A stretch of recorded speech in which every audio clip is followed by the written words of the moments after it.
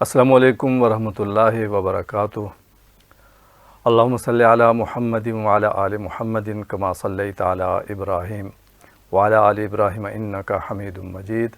اللہم بارک علی محمد وعلی آل محمد کما بارکت علی ابراہیم وعلی آل ابراہیم انک حمید مجید۔ محترم سامعین، سیرت النبی صلی اللہ علیہ وسلم کے سلسلہ وار اس پروگرام محفل سیرت میں آج ہم آغاز کر رہے ہیں 5 نبوی سے، نبوت کے 5ویں سال کے حالات سے۔ نبوت کے 5ویں سال جب حالات یہاں تک پہنچے کہ اہل ایمان کے لیے زندگی مشکل ہوتی جا رہی تھی، ظلم پہ ظلم ہوتے جا رہے تھے، تو حبشہ کی طرف ہجرت کا پروگرام بنا۔ حضرت عثمان غنی رضی اللہ عنہ اپنی اہلیہ جناب رسول اللہ صلی اللہ علیہ وسلم کی بیٹی حضرت رقیہ رضی اللہ عنہا کو ساتھ لے کر اور کچھ دوسرے افراد، یہ کوئی 12-15 افراد حبشہ کی طرف ہجرت کر گئے، اور پھر اگلے سال پھر کچھ اور تقریباً 100 کے قریب افراد کچھ حبشہ کی طرف چلے گئے۔ قریش مکہ کے لیے یہ صورتحال بڑی ناقابل برداشت تھی کہ اہل ایمان حبشہ میں جا کر خیریت اور عافیت اور پرسکون زندگی گزاریں۔ اس لیے انہوں نے مشورہ کر کے اپنا ایک وفد بھیجا حبشہ کے جو بادشاہ تھا نجاشی کے پاس۔ نجاشی چونکہ ایک انصاف پسند حکمران تھے، اس لیے آپ صلی اللہ علیہ وسلم نے اہل ایمان کو وہاں ہجرت کرنے کا کہا، اور اہل ایمان وہاں جا کے اپنے آپ کو محفوظ بھی محسوس کرتے تھے۔ قریش مکہ کا وفد وہاں پہنچ کے بڑے تحفے طائف لے گئے، کچھ بڑے لوگوں کے ساتھ ملاقاتیں کی، تحفے دیے، اور پھر ان کے ذریعے سے حبشہ کے نجاشی بادشاہ تک پہنچے۔ نجاشی کے ساتھ ملاقات ہوئی، تحفے دیے، اور کہا جی کہ آپ کے ہاں ہمارے کچھ بھٹکے ہوئے لوگ آگے ہیں جو ہمارے دین بھی جنہوں نے چھوڑ دیا ہے اور آپ کے دین میں بھی داخل نہیں ہوئے، انہوں نے کوئی اپنا ہی دین بنایا ہوا ہے پتہ نہیں، اور اس کی وجہ سے بڑا فتنہ و فساد ہے، تو آپ ان کو ہمارے حوالے کر دیں، تو ہماری قوم ان کے اوپر نظر رکھنا چاہ رہی ہے تاکہ کسی قسم کے حالات وہ قابو سے باہر نہ ہوں۔ انہوں نے سوچا کہ نجاشی باتوں میں آ جائیں گے۔ نجاشی نے فرمایا کہ وہ لوگ کہاں ہیں؟ ان لوگوں کو بلایا گیا، اور جو اہل ایمان وہاں گئے تھے ان کو بلایا گیا۔ دوسرے دن وہاں پہنچ کے جب اہل ایمان پہنچے تو نجاشی نے پوچھا کہ آپ کا کیا دین ہے، آپ کے بارے میں یہ باتیں کی گئی ہیں۔ تو حضرت جعفر طیار رضی اللہ تعالیٰ عنہ کھڑے ہوئے اور انہوں نے ایک تقریر کی، اور انہوں نے کہا کہ ہم پہلے گمراہی کی حالت میں تھے، شرک و بت پرستی تھی، بد اخلاقی عام تھی، ہم عدل و انصاف نہیں تھا، حقوق ایک دوسرے کے نہیں تھے، ہم انصاف نہیں کر پا رہے تھے، شراب نوشی تھی، برائیاں تھیں، ہمارے اندر بہت کچھ خامیاں تھیں۔ یہ نبی آئے اور انہوں نے ہمیں ایک دین پیش کیا، ہم نے اس پر ایمان قبول کیا، اس میں اچھائیاں ہیں، اس میں دیانتداری ہے، اس میں عدل و انصاف ہے، اس میں توحید ہے، اس میں انبیاء پر ایمان ہے، اس میں آخرت پر ایمان ہے، وہ پورا بیان کیا۔ اور اس میں نجاشی نے چاہا کہ آپ مجھے کچھ پڑھ کے سنائیں، تو حضرت جعفر طیار نے سورہ مریم کی کچھ آیات پڑھ کے سنائیں، جن کی بڑی گہری تاثیر ہوئی جناب نجاشی پر۔ تو اور پھر نجاشی نے کہا کہ ٹھیک ہے، یہ لوگ تو ٹھیک ہیں، ان میں تو مجھے کوئی غلطی نہیں نظر آ رہی، جو کچھ یہ غلط کہہ رہے ہوں، تو اس لیے میں ان کو آپ کے حوالے کرنے کا تو حکم نہیں کروں گا۔ بہرحال وہ مجلس برخاست ہو گئی۔ پھر اس قریش کے وفد نے ایک اور چال چلی، انہوں نے کہا کہ ہم ان کے بارے میں ایک ایسی بات کرتے ہیں کل جا کے نجاشی سے کہ جس کی وجہ سے ضرور وہ ان کے خلاف کوئی ایکشن لے گا۔ وہ بات یہ انہوں نے کی دوسرے دن کہ آپ کو ہم یہ بات بتانا بھول گئے کہ یہ حضرت عیسیٰ علیہ السلام کے بارے میں بھی ایک بڑی بات کہتے ہیں۔ تو نجاشی نے پوچھا کہ عیسیٰ علیہ السلام کے بارے میں کیا کہتے ہیں؟ پہلے تو اہل ایمان پریشان ہوئے کہ اب اگر ہم حقیقت اور حق واضح کریں گے تو شاید مشکلات ہوں ہمارے لیے، لیکن پھر انہوں نے کہا کہ جو کچھ ہے ہم حقیقت ہی بیان کریں گے۔ تو وہاں جو بیان کیا انہوں نے یہ کہا کہ ہمیں ہمارے نبی صلی اللہ علیہ وسلم نے حضرت عیسیٰ علیہ السلام کے بارے میں جو بتایا ہمارا وہی ایمان اور عقیدہ ہے۔ کہا کہ کیا بتایا؟ اس نے کہا کہ جواب دیا اہل ایمان نے کہ ہمیں یہی بتایا گیا کہ وہ اللہ کے نبی اور اس کے رسول اور اس کے بندے ہیں، اللہ کے بندے ہیں، اور وہ اللہ کا کلمہ اور روح ہے، اور اللہ کا وہ کلمہ ہے جو مریم میں اللہ نے پھونکی ہے، اور یہ باتیں کی ہیں اور کرنے کے جب نجاشی کہتا ہے کہ آپ جو کہتے ہیں بالکل صحیح کہتے ہیں، زمین سے ایک تنکا اٹھایا اور کہا کہ عیسیٰ علیہ السلام نہ اس سے اتنا کم ہے اور نہ اتنا زیادہ ہے، جو باتیں آپ نے کی ہیں بالکل ایسے ہی ہیں۔ وہاں لوگوں نے کچھ خسر پسر بھی شروع کی کہ یہ تو مطلب ہمارے عقیدے سے ہٹ کے بات ہو رہی ہے، اور نجاشی اس کی حمایت کر رہے ہیں۔ تو نجاشی نے کہا تم جو مرضی کو بات یہی ہے، اور پھر کہا کہ میں ان کو تمہارے حوالے نہیں کروں گا۔ قریش کا وفد ناکام واپس آ گیا، اور پھر اس کے بعد سن 6 نبوی کا آخر تھا کہ ایک ایسا واقعہ ہوا کہ جس کی وجہ سے اسلام کو قوت ملنا شروع ہوئی۔ حضرت حمزہ رضی اللہ تعالیٰ عنہ کہیں گئے ہوئے تھے، واپس آئے تو کسی نے ان کو بتایا کہ ابو جہل نے نبی کریم صلی اللہ علیہ وسلم کے بارے میں کہ آپ کے بھتیجے کو کی توہین اور گستاخی کی ہے، اور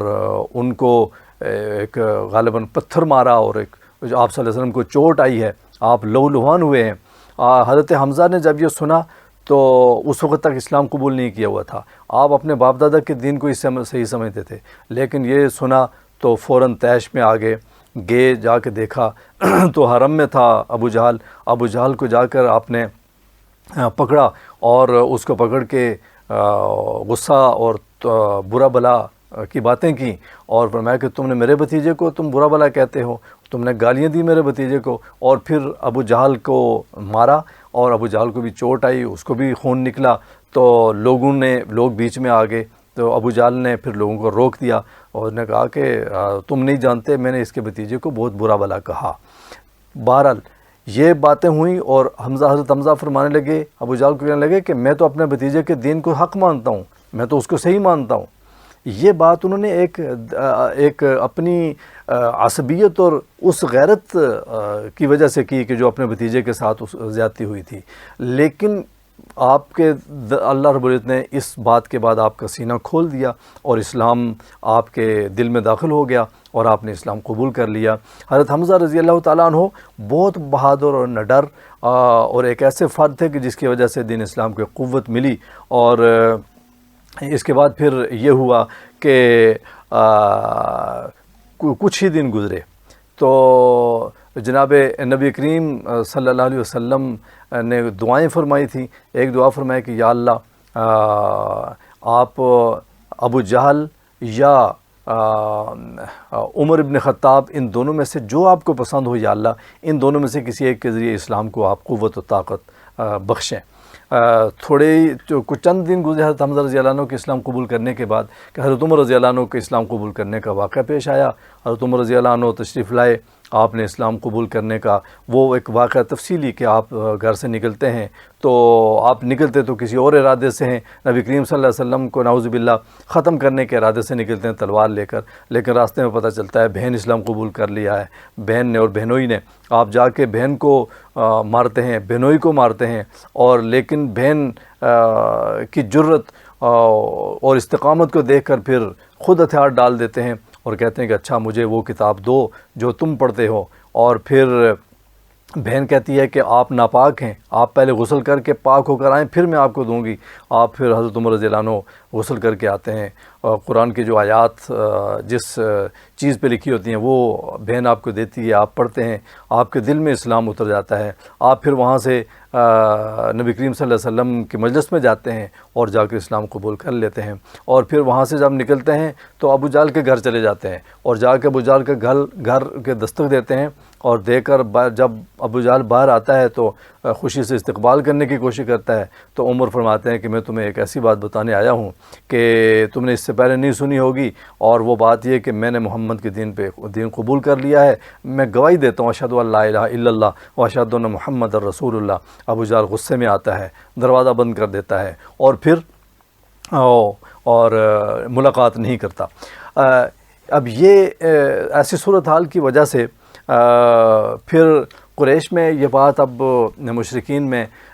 یہ بات تو ان کو یقین ہوتی گئی کہ اب اس دعوت کو ہم روک نہیں سکتے، اب یہ نظریہ، یہ دعوت یہ پھیلتی جائے گی، روکنا تو مشکل ہے۔ اب انہوں نے پھر دوبارہ انہوں نے سوچنا شروع کیا، انہوں نے کہا ذرا تحمل سے سوچتے ہیں۔ پھر انہوں نے پھر ایسا کیا کہ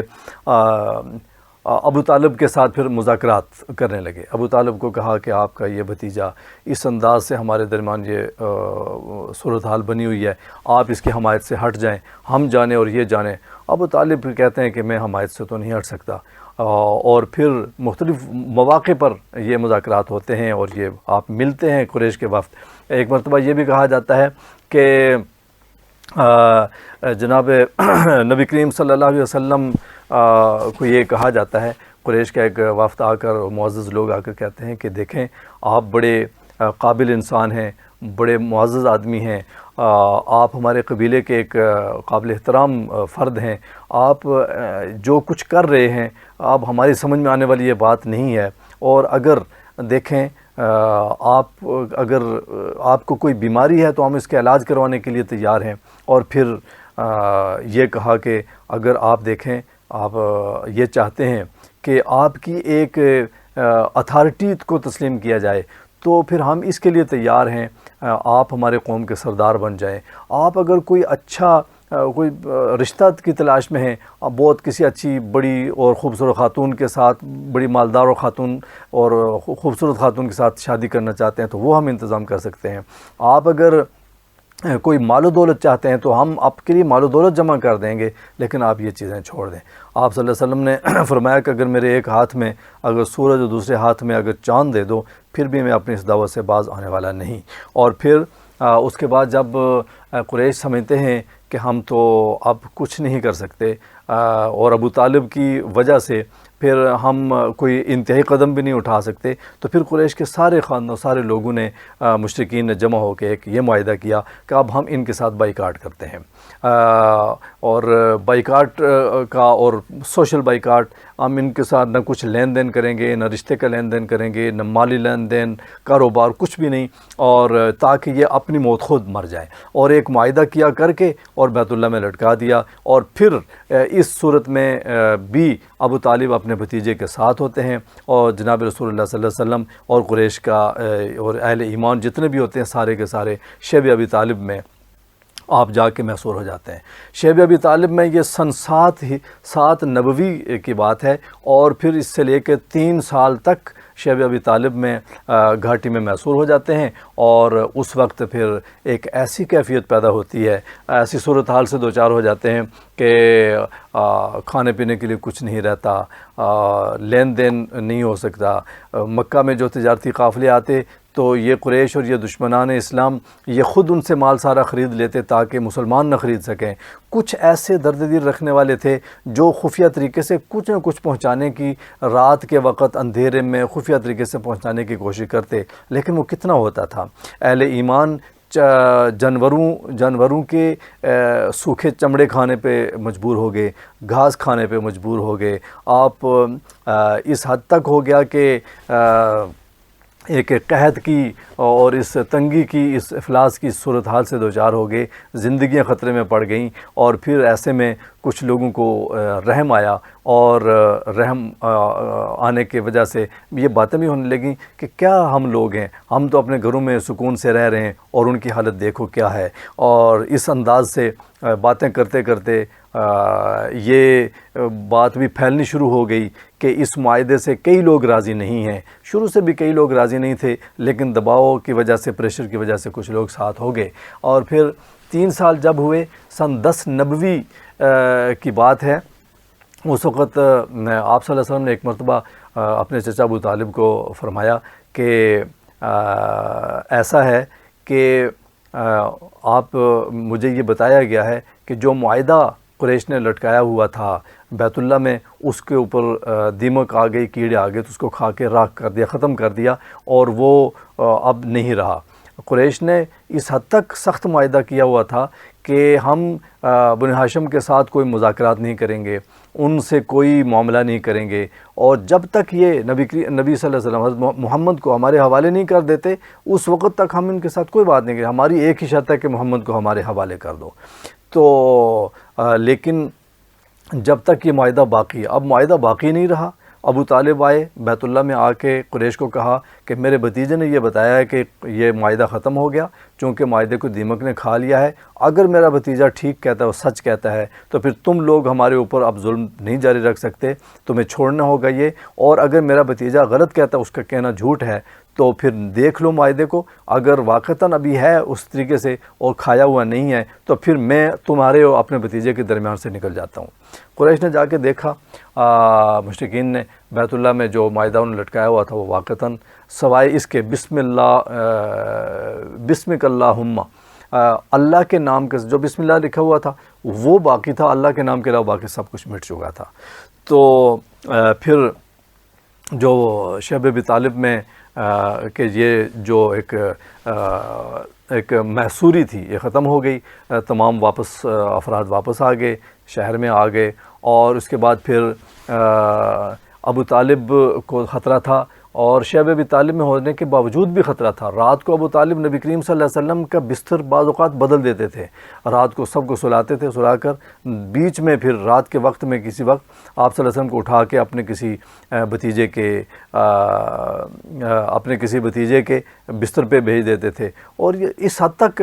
تھی حضرت ابو طالب کی ایسی حفاظت اور ایسی حمایت تھی نبی کریم صلی اللہ علیہ وسلم کے ساتھ، لیکن وہ فرماتے تھے کہ میں عبد المطلب کی دین کو چھوڑنے کے لیے میری طبیعت آمادہ نہیں ہے، لیکن میں تمہارے ساتھ ہوں پورا۔ پھر ابو طالب جب شیب ابی طالب سے واپس آ گئے اور یہ قید ختم ہوئی، یہ بائیکاٹ ختم ہوئی، تو پھر اس وقت ابو طالب کی عمر 80 سال سے اوپر ہو چکی تھی۔ قریش نے کہا کہ اب ہمیں ابو طالب سے بالکل ایک فیصلہ کن بات کر لینی چاہیے، ہو سکتا ہے کچھ عرصہ بعد ابو طالب بھی دنیا سے چلے جائیں، اور اس وقت ہم کوئی قدم اٹھائیں محمد کے خلاف تو لوگ کہیں گے کہ یہ اس کے چچا کی موجودگی میں تو انہوں نے کچھ کیا نہیں، اور اس کے جانے کے بعد پھر یہ کیا، اور ہمارے لیے ایک بڑی ملامت کی بات ہو گئی ہے، جا کر ہم بات کر لیں۔ تو بات کرنے کے لیے قریش کا وفد گیا کہ دیکھیں آپ ایسا کریں کہ اپنے بھتیجے کو کہہ دیں کہ وہ ہم سے کوئی تعرض نہ کرے، ہم اس سے کوئی تعرض نہیں کریں گے، ہمارے بارے میں کچھ بات نہ کرے، ہم بھی اس کے بارے میں کوئی بات نہیں کریں گے۔ نبی کریم صلی اللہ علیہ وسلم نے ابو طالب نے نبی کریم صلی اللہ علیہ وسلم کو بلا لیا اور کہا کہ یہ وفد آیا ہے، تمہاری قوم کا وفد ہے، ان کا کہنا یہ ہے کہ ہم ایک دوسرے کے ساتھ تعرض چھوڑ دیں، نہ تم ان کے بارے میں کوئی بات کرو ان کے عقیدے کے بارے میں، اور نہ یہ تمہارے بارے میں کوئی بات کریں، تو یہ ٹھیک ہے۔ تو آپ صلی اللہ علیہ وسلم نے فرمایا کہ چچا میں ان کو ایک ایسا کلمہ بتاتا ہوں، اگر یہ کہہ دیں تو پورا عرب ان کے زیر نگیں ہو جائے گا اور عجم ان کو جزیہ دے گا۔ تو ابو جہل بولا کہ ایسے تو ہم 10 کلمے کہنے کو تیار ہیں، بتاؤ کون سا کلمہ؟ تو آپ صلی اللہ علیہ وسلم نے فرمایا کہ یہی کہہ دو لا الہ الا اللہ، کہ تم کہہ دو کہ اللہ کے سوا کوئی معبود نہیں ہے، اللہ ہی الہ ہے، اس کے ساتھ کوئی شریک نہیں ہے۔ ابو جہل نے کہا کہ اچھا پھر یہ وہی بات کہہ رہا ہے، اس کا مطلب یہ ہے کہ اس کے اور ہمارے درمیان معاملات طے ہونے نہیں ہیں، اس لیے اٹھ کے وہ چلے گئے۔ تو اب ابو طالب کے آخری وقت آ گیا، بیمار ہوئے، اور کچھ ہی عرصہ بعد ابی طالب سے واپس آنے کے بعد، گھاٹی سے واپس آنے کے بعد ابو طالب کی وفات ہو گئی، اور اس وفات کے کچھ 2-3 مہینے گزرے تو جناب حضرت خدیجہ رضی اللہ تعالی عنہا بھی بیمار ہوئیں اور وہ ان کی بھی وفات ہو گئی۔ یہ سال جو 10واں سال تھا نبوت کا، اس سال آپ صلی اللہ علیہ وسلم کو اوپر یہ غم کے پے در پے یہ ایک ایسے واقعات ہوئے کہ آپ صلی اللہ علیہ وسلم نے فرمایا کہ یہ عام الحزن ہے، آپ کے اوپر غم اور دکھ کے پھر پہاڑ ٹوٹ گئے، جو آپ کے تعاون اور آپ کی حمایت کرنے والے جو یہ افراد تھے اللہ تبارک و تعالیٰ نے ان کو اٹھا لیا، اور اس کے بعد پھر آپ صلی اللہ علیہ وسلم کی جو زندگی تھی وہ پھر اس میں کچھ اور قسم کے مشکلات اور کچھ اور قسم کے حالات شروع ہوئے۔ آپ صلی اللہ علیہ وسلم نے سوچا کہ اب میں طائف جاتا ہوں، اپنے قوم کے لوگ تو میری قدر نہیں کرتے، طائف جا کر تو میں ان لوگوں کو کہوں وہ کچھ میری بات مان لیں، وہ کچھ سمجھ بوجھ رکھنے والے لوگ بھی ہیں۔ آپ طائف چلے گئے تو پھر طائف کی وادی میں جو اس ہستی کے ساتھ ہوا وہ تاریخ نے دیکھا، آج تک وہ محفوظ ہے تاریخ کے اوراق میں، جو انتہائی دردناک داستان ہے۔ اور اس کے بعد پھر آپ صلی اللہ علیہ وسلم کی جو نبوت کی جو دعوت تھی، وہ اس کی کیفیت، اس کی حالت اور اس کا جو سلسلہ ہے وہ بالکل تبدیل ہو گیا، اور اب پھر ایک نئے دور میں آپ صلی اللہ علیہ وسلم کی دعوت داخل ہوتی ہے۔ یہاں سے آگے انشاءاللہ ہم آئندہ بات کریں گے۔ اللہ تبارک و تعالیٰ قبول فرمائیں۔ وما علینا الا البلاغ المبین۔